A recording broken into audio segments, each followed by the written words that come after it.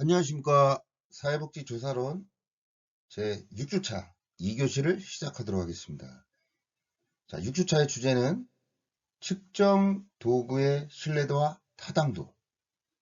그래서 신뢰도에 대해서 배웠고요. 그 다음에 이번 시간에는 타당도에 대해서 한번 알아보도록 하겠습니다. 자, 학습 목표는 1교시에 마찬가지로 신뢰도의 검사 방법, 신뢰도 향상 방법을 이해하고 타당도의 검사 방법과 타당도 방법을 이해하고 또 신뢰도와 타당도의 관계를 이해한다. 마지막으로 측정 우체를 이해한다가 학습 목표가 되겠습니다. 자, 이번 시간에 이제 타당도 들어왔습니다. 이제 신뢰도를 마치고, 자, 타당도란 가장 중요한 개념 먼저 이해를 해야 되겠죠. 타당도는 말 그대로 측정하려는 개념이나 속성을 측정 도구가 얼마나 정확하게 측정을 하였는가 나타내는 지표가 바로 타당도입니다. 신뢰도는 반복 측정에 있을 때 일관성을 보는 거고, 타당도는 얼마나 정확하게 목표를 달성했냐. 정확도죠. 자, 그래서 이 타당도는 결국 측정의 어떤 개념적 오류를 평가한 것이죠. 그래서 측정하는 개념의 실제값과 또 측정값 간의 일치 정도. 예를 들자면 우울을 측정하는 측정 도구의 결과는 당연히 우울 수준이 있어야 되겠죠. 하지만 우울이 아니라 다른 개념인 공격성을 측정하였다면 그 측정값은 아무런 의미가 없다는 거죠. 이처럼 타당도는 측정 도구의 체계적 오차, 신뢰도에선 비체계적 오차와 관련이 있다고 했는데 타당도는 체계적 오차와 관련이 있는 것입니다. 즉 체계적 오차라는 것은 측정하려는 개념의 정확성, 타당도는 이미 이 정확성과 관련이 있는 개념이죠. 그래서 측정이 정해진 기준이나 목표에 더 근접할수록 정확도는 높다고 할 때죠. 정확도가 높다는 것은 타당도가 높다는 거죠. 따라서 측정 도구를 사용하기 전에 타당도를 검증하는 과정이 필요하고 측정의 어떤 체계적 오차를 줄일 수 있도록 하는 것이 바로 타당도가 중요한 역할을 한다는 겁니다. 자, 이처럼 이 타당도는 실증적 촉도가 되는 연구 대상인 개념의 실질적 의미를 적절하게 반영하는 정도가 바로 타당도다. 그렇기 때문에 측정하고자 하는 개념을 얼마나 정확히 측정했냐, 이것이 타당도입니다. 그렇기 때문에 이 타당도는 어떤 측정 도구 개념의 실제 의미를 적절히 잘 측정하였는가라는 질문에 답을 주기 위해서 검증하는 방법이라고 말할 수 있습니다. 이 사회과학에서 측정하고자 하는 대상은 특성상 간접적으로 측정을 해야 되죠. 간접적으로.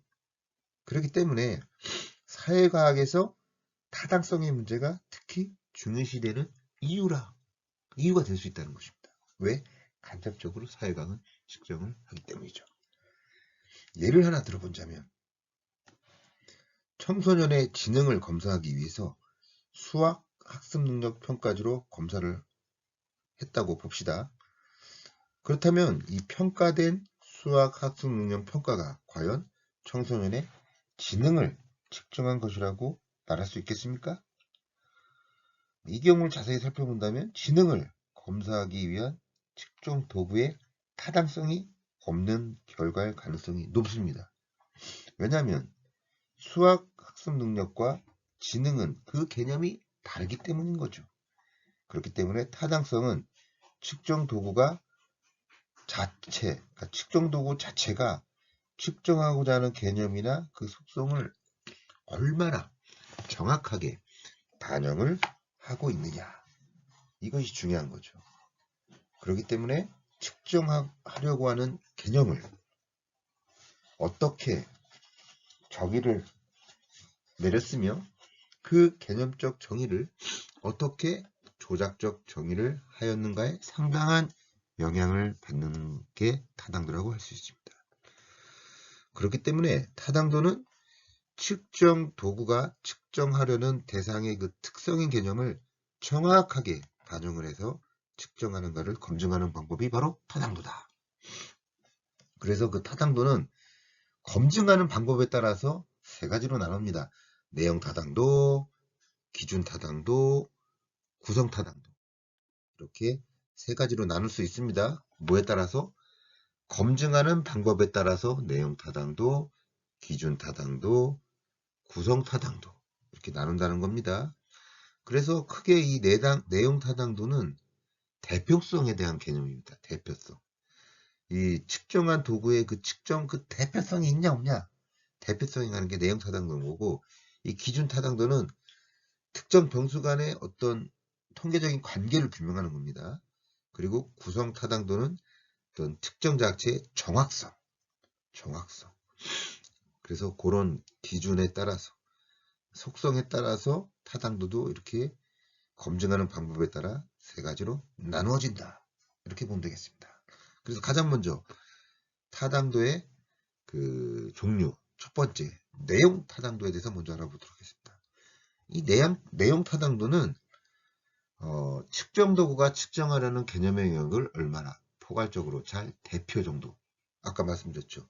대표성에 관련된 개념이라고. 그래서 내용 타당도는 대표성, 대표하는 정도를 전문가가 주관적으로 판단. 근데 그 대표성을 누가 할 것이냐? 전문가가 주관적으로 판단하기 때문에 내용 타당도다. 예를 들어서 사회복지사 1급 출제를 위해서 대학 교수들이 출제를 하고 현직 사회복지사들이 한 번 더 검토해서 부적절한 문제를 제하는 절차를 가진 게 바로 내용 타당도다. 왜요? 대표성을 나타냈으니까. 1급 시험에 출제자들이 교수님들이고 또 현장에 있는 사회복지사가 검토가 했을 때 더 이 대표성은 가장 잘 나타날 수 있겠죠. 자, 이처럼 내용 타당도는 결국 개념을 측정하는 데 있어서 측정 도구에 포함된 질문 사항이나 관찰 내용이 측정하려고 하는 속성이나 개념을 얼마나 대표성 있게 포함하고 있는가에 대한 연구자의 직관, 그 다음에 전문가, 측정 개발에 대한 전문가, 또 예비 측정 대상자 판단, 이럴 때 이제 쓰인다는 거죠. 그렇기 때문에 측정 도구에 포함된 그러한 질문 항목들이 측정하려는 대상의 개념을 적절히 나타내고 있는지가 바로 관심사게 되겠죠. 그래서 이 내용 타당도에는 액면 타당도, 같은 말로 부른다. 액면가 하는 것처럼 내용 타당도는 액면 타당도와 같은 말이다. 이렇게 이해하시면 되겠습니다. 그래서 이제 이 내용 타당도를 한번 예를 하나 들어본다면 또 하나 이겠겠죠. 가정폭력을 측정하기 위한 측정 도구의 타당성을 만약에 검증할 때 이 내용 타당도를 토대로 살펴본다면 내용 타당도는 대표성이 중요하다고 했죠. 전문가가 보고. 그래서 우선 측정 도구의 문항에 있어서 가정폭력 및 개념과 이 특성을 잘 포함하고 있는가를 검증을 해야 되겠죠. 특히 가정폭력에 대한 행동인지 또 가정폭력에 대한 태도인지 먼저 고려를 한 다음에 이를 바탕으로 가정폭력의 특성인 언어, 정서, 신체적 폭력 이런 개념들이 포함되어 있는지를 검토해야 된다. 이게 바로 내용 타당도에 해당되는 예가 되겠습니다. 이렇게 내용 타당도를 확인하는 과정은 결국 측정 구성의 기본적인 과정이죠. 이런 기본적인 과정으로서 모든 어떤 측정 도구 개발에 반드시 포함시켜야 된다는 겁니다. 그래서 이러한 내용 타당도를 확인하는 방법은 크게 두 가지가 단계가 있는데, 하나는 개념적 정의를 하는 단계에서 확인을 해야 되고, 두 번째는 조작적 정의를 통해서 또 확인을 해야 되겠죠. 그 다음으로 이제 우리가 공부할게요. 기준 타당도입니다. 기준 타당도. 기준 타당도의 개념은 공인된 기존의 측정 도구와 평가 대상인 측정 도구로 측정한 결과 간의 상관관계가 높을 때 기준 타당도가 확보된다. 뭐 이렇게 나와 있는데, 기준 타당도에서 조금 더 쉽게 좀 설명을 해드린다면, 기준 타당도는요, 내용 타당도보다는 어떤 높은 수준의 타당도 검증 방법으로 평가 대상인 그 측정 도구와 그리고 객관적인 외부 기준 간의 경험을 관련된 정도를 나타내는 겁니다. 그래서 타당도가 경험적으로 입증된 어떤 기존의 측정 도구와 평가 대상인 어떤 측정 도구로 측정한 결과 간의 상관계가 만약에 높다면 기준 타당도가 확보되었다. 이렇게 볼 수 있습니다. 뭐 이 기준 타당도의 하나 예를 들어본다면, 어떤 사회복지기관에서 사회복지사 공개채용의 시험의 타당도를 평가한다는 계획을 세운 다음 입사 시험 성적과 그 사회복지사에 채용된 근무 성적을 비교해가지고 타당도를 평가를 한다는 거죠. 그런데 이러한 측정 도구의 기준 타당도를 평가하려면 어떤 객관적인 외부 기준의 설정이 어려울 뿐만 아니라 측정에 큰 비용이 소모되기 때문에 현실적으로 적용하기 어렵다는 겁니다. 그래서 이러한 기준 타당도의 종류와 또 이 측정 도구의 외부 기준이 현재의 기준이 되는 어떤 동시 타당도와 미래 시점에서 발생하는 예측 타당도, 이 두 가지로 나누게 된다는 거죠. 자, 그래서 결국 이 기준 타당도는 내용 타당도가 어떤 기존의 어떤 전문가의 주관적인 판단에 따라서 측정 도구의 타당성을 검증한 것과는 완전 다르게, 이 기준 타당도는 경험적으로 타당도를 검증하는 방법입니다. 그래서 이 기준 타당도는 측정 도구의 타당도에 대한 평가를 객관적인 경험에 의해서 검증한다는 게 의미가 있는 거죠. 그래서 내용 타당도보다는 조금 더 수준이 높은 거죠. 자, 그래서 이 기준 타당도가 활용하는 어떤 이러한 객관적인 경험적 기준이라는 것은 되게 유사 개념에서 찾을 수 있는데, 검증하려는 그 측정 도구로 산출된 어떤 측정의 결과가 그 비교 기준이 되는 다른 개념의 측정 결과값과 연관성을 만약에 갖고 있다. 그럴 때 기준 타당도가 있다고 보는 겁니다.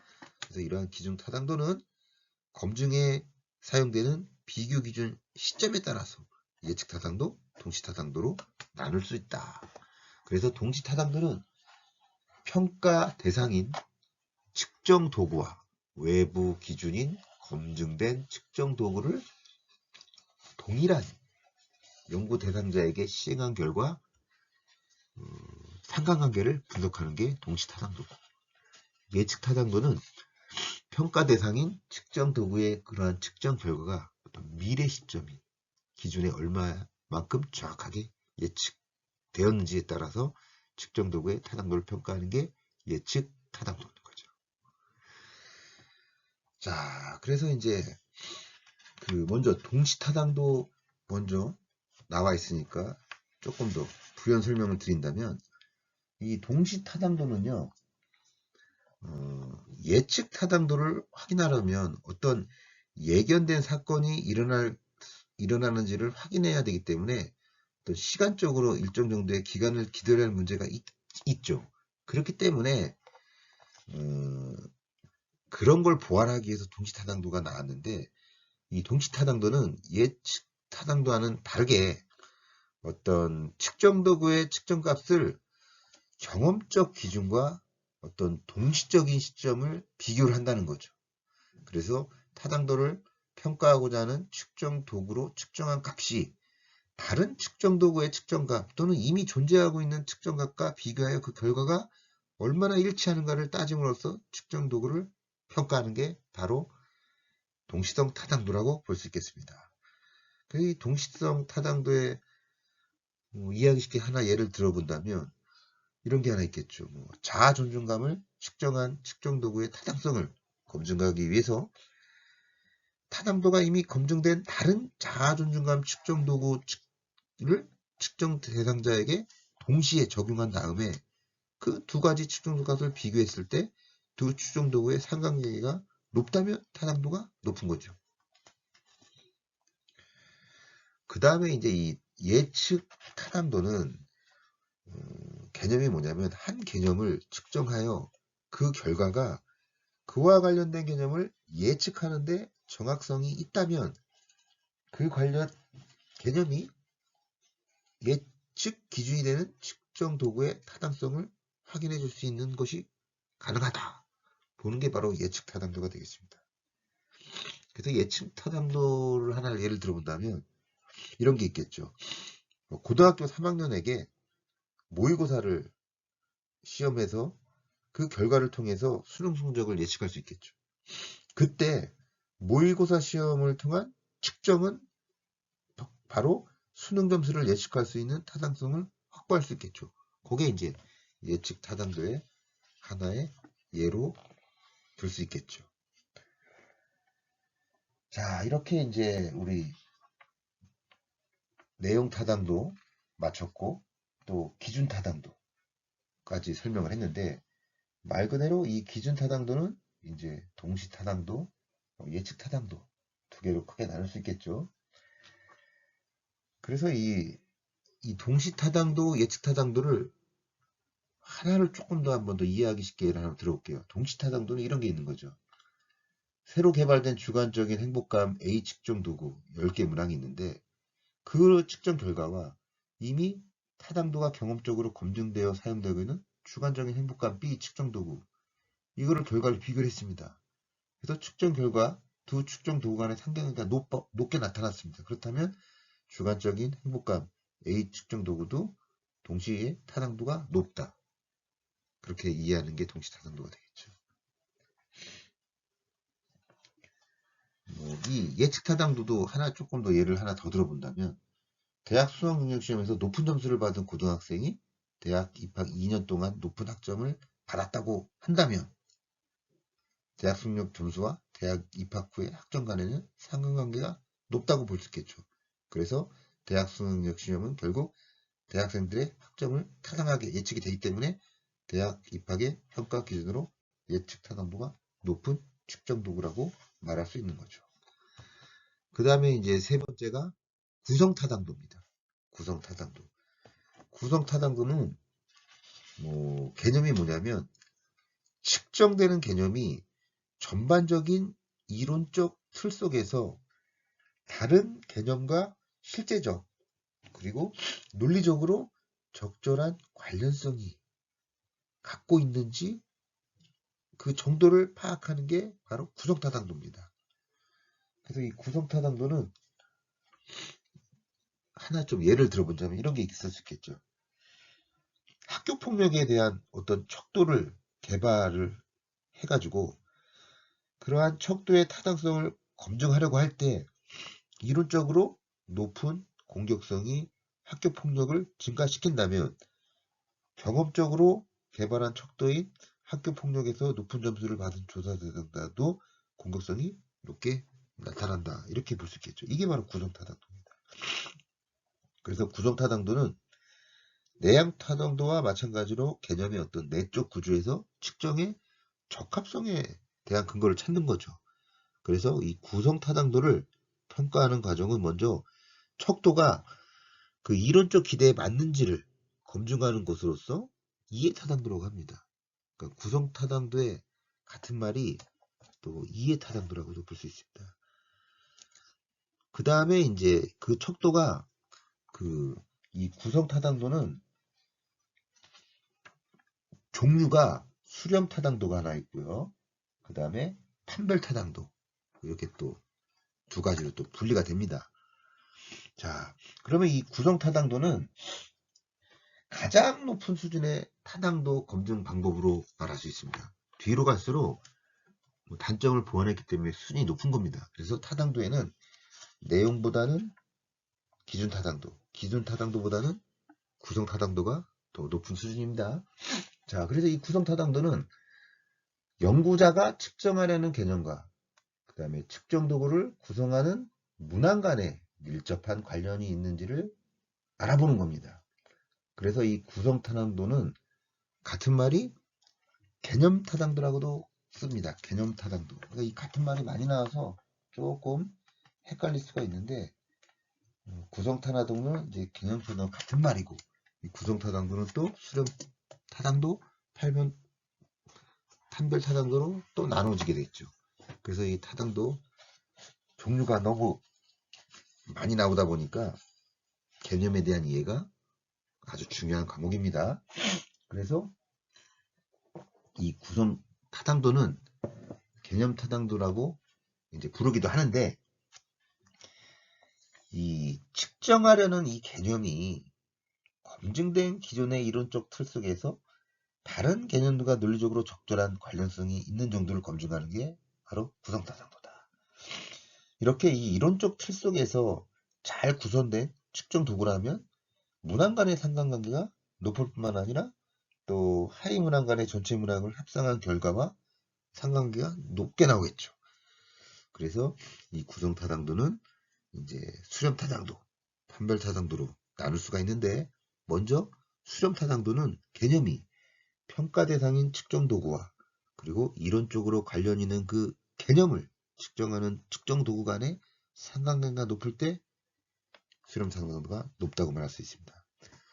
판별 타당도는요, 이 평가 대상인 측정 도구와 또 이론적으로 관련 없는 내용, 그러니까 수렴 타당도는 관련이 있는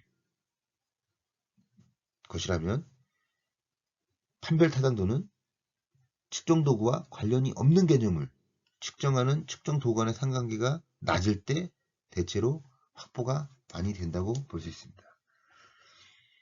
보통 이 구성 타당도는요, 개념 타당도죠, 요인 분석을 통해서 검증이 가능한데, 이때 이 요인 분석이라는 것은 말 그대로 상관관계가 높은 문항들을 하나의 요인으로 묶는 통계 방식, 이게 이제 요인 분석인데, 이러한 요인 분석 간에는 어느 정도 상호 독립성을 유지하는 방법이 필요하겠죠. 자, 그래서 이제 수렴 타당도, 판별 타당도 계속 공부하고 있는데, 이 수렴 타당도는 결국 우리가 이렇게 이해하면 더 쉬울 거예요. 이 수렴 타당도, 같은 개념을 측정하는 경우에는 어떤 상이한 측정 도구를 사용하더라도 그 측정 값은 하나의 차원에서 수렴한다. 이게 이제 수렴 타당도의 개념인데, 그렇기 때문에 유사한 결과를 낳는다는 것을 의미하는 거죠. 예를 하나 들자면, 우울증이라는 어떤 구성 개념에는 단절이라든지 무관심이라든지 무기력성이라든지 무표정, 이렇게 네 가지가 있다고 볼 때, 단일 무관심을 둘 이상의 측정 도구로 측정한 결과 점수들이 만약에 유사하게 나타났다면 수렴 타당도가 바로 높은 것이라고 말할 수 있겠죠. 그 다음에 이제 판별적 타당도는 동일한 측정 도구로, 그죠? 상이한 둘 이상의 구성 개념을 만약에 측정했을 때 그 얻어진 두 측정하는 그 값 간에는 차이가 있어야겠죠. 그래서 상관관계가 낮아야만 한다는 거. 이 판별 타당도에 이해하기 쉽게 하나 예를 또 들어본다면 이런 게 있겠죠. 우울증이라는 어떤 구성 개념에는 아까도 얘기했지만 단절, 무관심, 무기력, 무표정, 이게 네 가지 있다고 봤을 때, 만일 우울증이 이 네 가지 차원이라면 이들 각 측정값은 서로가 차이가 나야 하면, 만약에 난다면 이들 측정값 간에는 상관관계가 낮게 난다면 이 측정 도구가 판별적 타당도가 있다고 보는 겁니다. 하나 더 예를 들자면, 우울증 척도 A의 측정치가 우울 척도 B보다 자아존중감 척도 C의 측정치와 더불어 일치할 때 그 척도 A의 판별 타당도는 문제가 될 수 있는 거죠. 그래서 이제 이렇게 구성 타당도는 수렴 타당도, 또 내용 판별 타당도, 이 두 개로 크게 나눠진다고 볼 수 있겠습니다. 그 다음으로 이제 공부할 내용이 신뢰도와 타당도와의 관계입니다. 자, 이 내용은 이거죠. 신뢰도와 타당도는 측정 도구인 어떤 적합성을 평가하는 방법이기 때문에 서로 분리된 특성으로 다뤄졌지만 사실은 서로 밀접하게 관련이 있습니다. 신뢰도는 결국 타당도를 높이기 위한 필요 조건이지만 충분 조건은 아니라는 겁니다. 신뢰도가 만약에 높다고 타당도가 반드시 높은 것은 아닌데 타당도가 높다면 신뢰도는 또 높습니다. 그래서 타당도를 높이기 위해서는 결국 신뢰도가 높아야 한다. 이런 말이 되겠죠. 그리고 이 신뢰도와 타당도는 일반적으로 신뢰도가 여기 도표를 보듯이 타당도하고 신뢰도가 좌측 우측에 있죠. 이 타당도는 신뢰도에게 비대칭적인 관계인데 신뢰도는 타당도와 그렇지 않은 관계라는 얘기죠. 그래서 이 신뢰도와 타당도의 관계에 있어서 이 비대칭적계를 가진다는 게 좀 중요합니다. 여기서 비대칭적이라는 의미는 어떤 척도의 타당도가 높을 경우 당연히 신뢰도가 높지만 반드시 그 역은 아니라는 거죠. 그래서 타당도와 신뢰도는 대칭적인 관계가 아니다. 신뢰도와 타당도는 비대칭 관계가 맞습니다. 그리고 또 이 어떤 척도의 신뢰도가 높은 경우에는 타당도가 낮을 수가 있다는 겁니다. 반면에 어떤 척도의 타당도가 높으면 무조건 신뢰도는 높다는 거죠. 타당도가 메인 키를 쥐고 있습니다. 그리고 신뢰도는 어떤 비체계적 오류, 무작위 오류와 관련이 있다고 했죠. 신뢰도는. 그런데 타당도는 체계적 오류입니다. 타당도는 체계적 오류. 그리고 타당도가 어떤 높은 척도는 반드시 신뢰도도 높다고 했죠. 아무리 타당도가 높은 척도를 사용한다 할지라도 그 척도를 이용하여 동일한 개념이나 대상을 반복 측정할 때마다 언제나 완전히 동일한 측정값을 얻을 수 있는 것은 아니죠. 그렇기 때문에 측정 오류 혹은 측정 오차들이 발생을 하게 되는 것입니다. 이 경우에 발생하는 측정 오류는 현실적인 측정 과정에서 우연히 발생하는 것으로 어떤 측정 도구 자체의 결함으로 인한 체계적인 오류들은 아니라는 겁니다. 이와 반면에 타당도가 낮은 척도는요. 그 척도 자체에 이미 일정한 오류가 내재되어 있기 때문에 측정할 때마다 매번 체계적인 오류가 발생한다는 것입니다. 이처럼 척도의 신뢰도와 타당도는 일정 정도 상충관계를 가진다는 겁니다.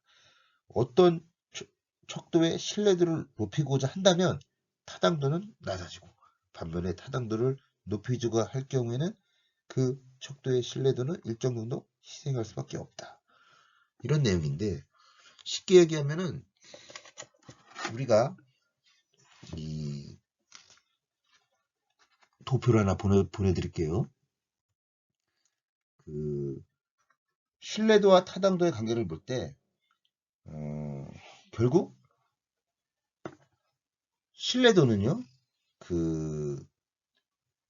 일관성을 동일성 이런 걸 강조하잖아요.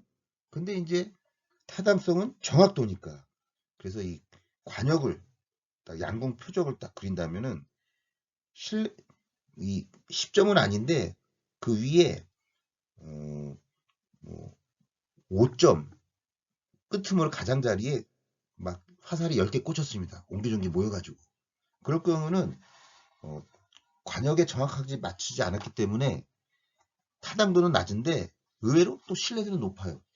옹기종기 일관성 있게 모여 있으니까. 그 다음에 이제 관역에 10점 중심으로 화살이 10개가 옹기종기 다 몰려서 10점을 다 맞췄습니다. 그러면 타당도도 높은 거고 관역에 맞았으니까 정확히 신뢰도도 옹기종기 모였으니까 이것도 신뢰도가 높은 겁니다. 그래서 이 신뢰도는 그러니까 신뢰도하고 타당도가 이제 그런 관계라는 거죠. 그 다음에 이제 관역이 있는데 10점 주변으로 그냥 9점도 있고 8점도 있고 7점도 있고 5점도 있고 골고루 막 분포돼 있어.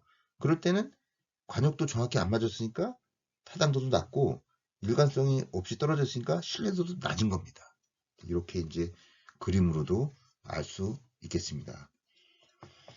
자, 이 신뢰도와 타당도는 앞으로도 계속 이제 배워야 될 내용들이고, 그 다음에 이제 이 신뢰도와 어떤 타당도를 이해함에 있어서 측정 오차에 대해서 아까 체계적 오차, 그 다음에 체계적 오차에 비체계 오차 이런 게 나왔었죠.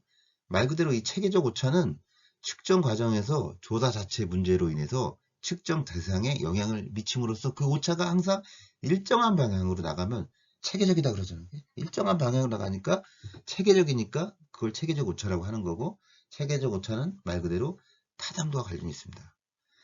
그 다음에 이 체계적 오차에 한번 유형을 본다면 인구 사회학적 경제적 특성을 하는 오차라든지 측정하려는 개념이 태도인지 행동인지 모함으로 인한 오차, 편향에 따른 오차, 고정반응, 사회적 발언성, 문화적 차이, 편향 이런 것들이 있습니다.